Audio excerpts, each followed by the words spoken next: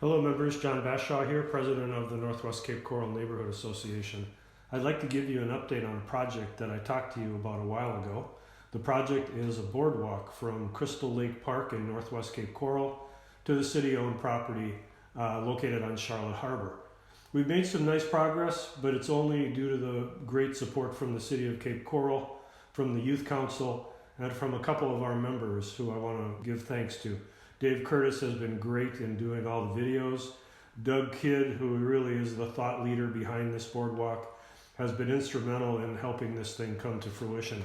I've got some pretty significant updates to give, and those will be forthcoming, but I thought this would be a good opportunity just to spend a little bit of time with you and remind you of what the boardwalk is. The boardwalk itself is located at Crystal Lake Park. We're calling it the Trading House Trail.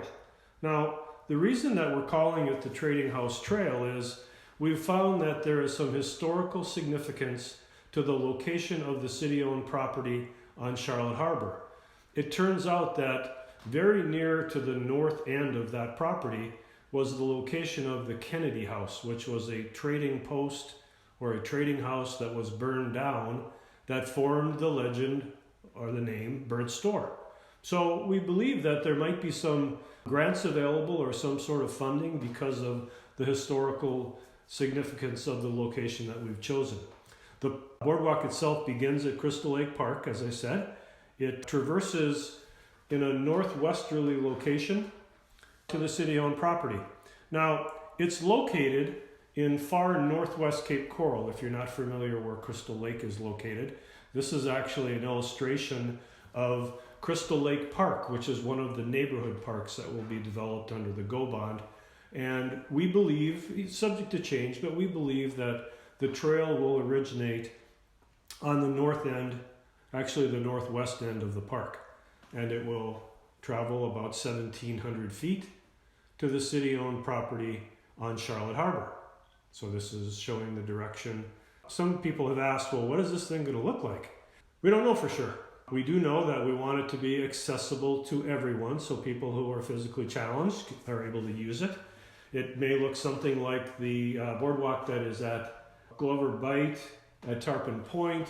There's one also at 4 Mile Cove, Eco Park. So to be determined, but we believe it'll be an elevated boardwalk that some of the land is wetlands, so we need to be above that, obviously, to make it accessible. But the actual design of the boardwalk itself will take place a little bit later once we move forward with permitting and get final approval. We think that it would make sense that maybe there's some sort of an observation tower or sitting area, viewing area at the northwest end of the trail. People could go there and have a picnic, watch sunsets, and just enjoy the fabulous view and the wonderful area that it really is. Here we are actually traveling by drone on the property. Now there's currently an eagle on the property. By the way, the wildlife here is just phenomenal. There also are some wild hogs on the property, as you can see here, and we are now making our way to Charlotte Harbor. So the water that you see there is Charlotte Harbor.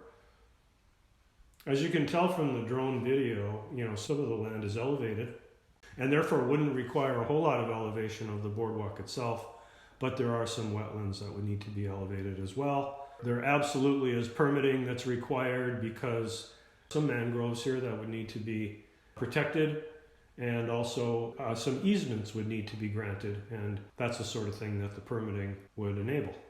This property is just amazing, absolutely amazing. So here we are back at the park, and this is showing the dotted lines are showing the actual path that it would take.